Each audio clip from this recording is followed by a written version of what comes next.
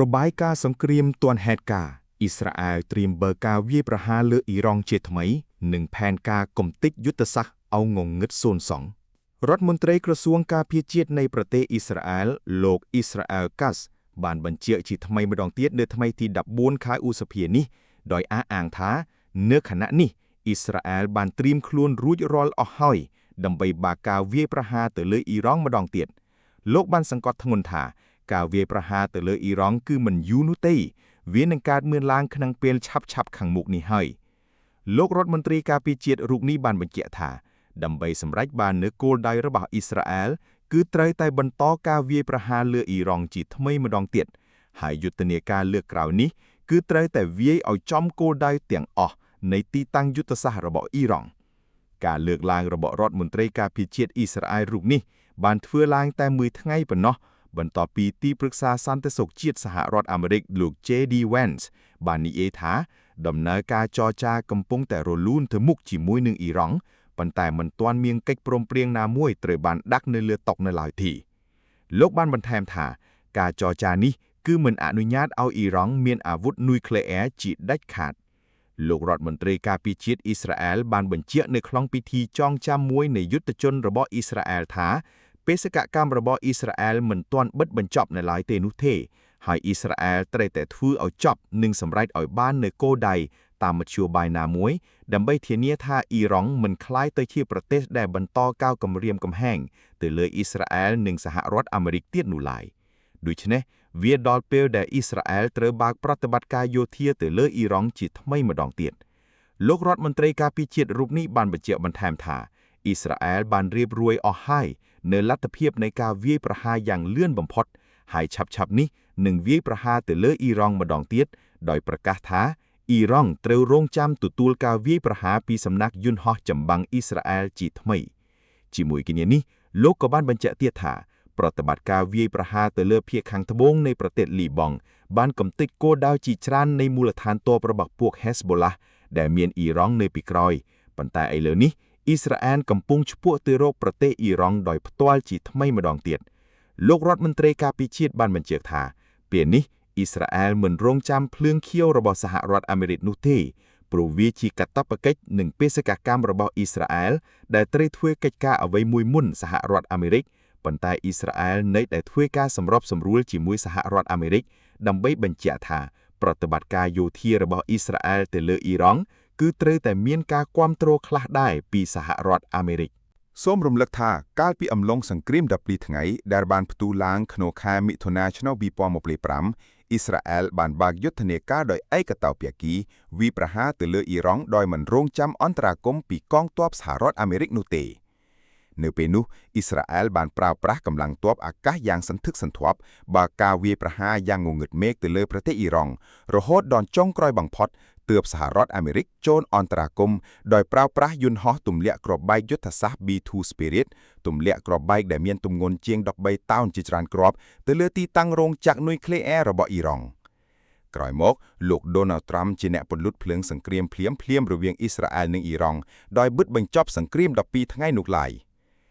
ឈានចូលដល់ដំណាក់កាលទី2អ៊ីស្រាអែលក៏បានបើកការវាយប្រហារមុនសហរដ្ឋអាមេរិកប៉ុន្មាននាទីផងដែរទើបអាមេរិកបើកការវាយប្រហារតាមក្រោយភ្លាមគឺនៅថ្ងៃទី28ខែកុម្ភៈឆ្នាំ2026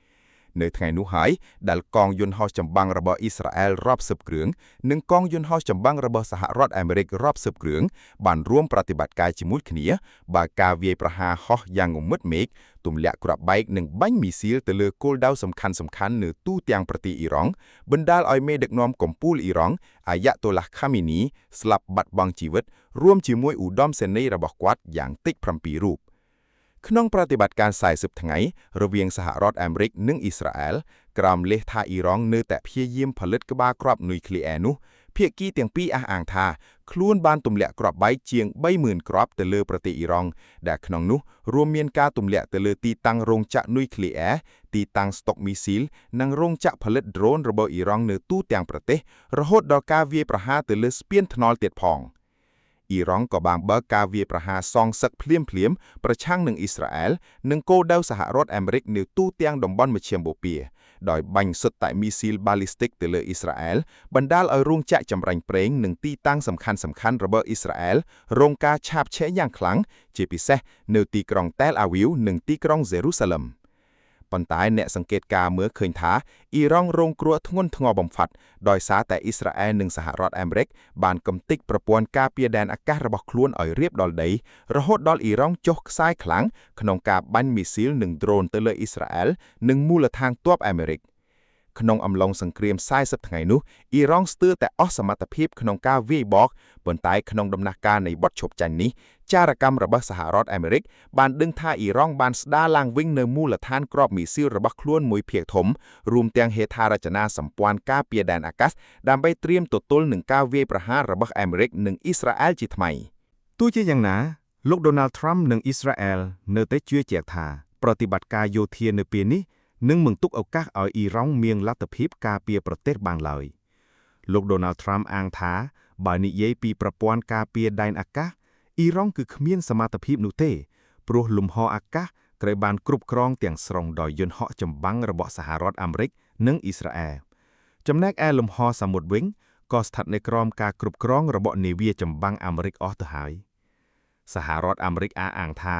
ខ្លួនបានកំទេចនាវាចម្បាំងរបស់អ៊ីរ៉ង់ប្រមាណជា70គ្រឿងខណៈដែលអ៊ីរ៉ង់មាននាវាចម្បាំងសរុបមិនដល់80គ្រឿងផងនោះយ៉ាងណាក៏ដោយអ៊ីរ៉ង់បានប្រកាសថាខ្លួននៅតែមានសមត្ថភាពគ្រប់គ្រាន់ដើម្បីបាញ់មីស៊ីលរយៈចម្ងាយខ្លីទៅលើគោលដៅនាវាចម្បាំងរបស់សហរដ្ឋអាមេរិកនៅច្រកសមុទ្រ Hormuz ប្រសិនបើអាមេរិកចាប់យកសង្គ្រាមនៅច្រកសមុទ្រនេះមកវាយប្រហារលើអ៊ីរ៉ង់ជាថ្មីអ៊ីរ៉ង់អះអាងថាខ្លួនមានទូកល្បឿនលឿនបំពាក់ដោយកាំភ្លើងយន្តជាង340គ្រឿងកំពុងដាក់ពង្រាយនៅតំបន់ច្រកសមុទ្រនិងដែនទឹករបស់ខ្លួនគោលដៅចុងក្រោយរបស់អ៊ីស្រាអែលនិងសហរដ្ឋអាមេរិកគឺកំទេចអ៊ីរ៉ង់មិនឲ្យក្លាយជាប្រទេសដែលមានក្បាលគ្រាប់នុយក្លេអ៊ែរដាច់ខាតអ៊ីស្រាអែលប្រកាសថាដើម្បីឲ្យអ៊ីរ៉ង់លែងជាការគំរាមកំហែងគឺមានតែការចាប់ដៃគ្នាវាយកំទេចទីតាំងសំខាន់ជាថ្មីម្ដងទៀតលោករដ្ឋមន្ត្រីការពារជាតិក៏ដូចជានាយករដ្ឋមន្ត្រីអ៊ីស្រាអែលលោក Benjamin Netanyahu បានថ្លែងថាសង្គ្រាមលើកក្រោយនេះនឹងខកពីសង្គ្រាមលើកមុនដោយអ៊ីស្រាអែលនឹងកំទេចគោលដៅយុទ្ធសាស្ត្របន្ថែមទៀតដូចជារោងចក្រអគ្គិសនីនៅទូទាំងប្រទេសដើម្បីកាត់ផ្តាច់ចរន្តអគ្គិសនីទៅកាន់ទីតាំងក្រៅដីដែលជាកន្លែងលាក់ខ្លួនរបស់កងទ័ពបដិវត្តន៍អ៊ីស្លាមអ៊ីរ៉ង់និងជាកន្លែងស្តុកមីស៊ីលឲ្យងងឹតឈឹងតែម្ដងយុទ្ធសាស្ត្រនេះអ៊ីស្រាអែលថាខ្លួនមិនចង់ប្រើប្រាស់នោះទេ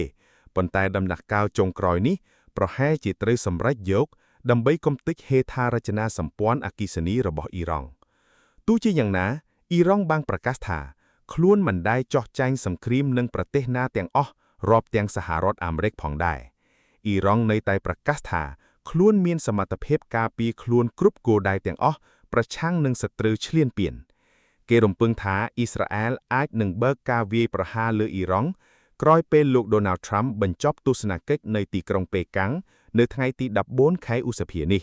ហើយគេជឿថានាយករដ្ឋមន្ត្រីអ៊ីស្រាអែលលោក Benjamin Netanyahu នឹងសុំគោលការណ៍យល់ព្រមបន្តិចបន្តួចពីលោក Trump មុននឹងចាប់ផ្ដើមប្រតិបត្តិការនេះ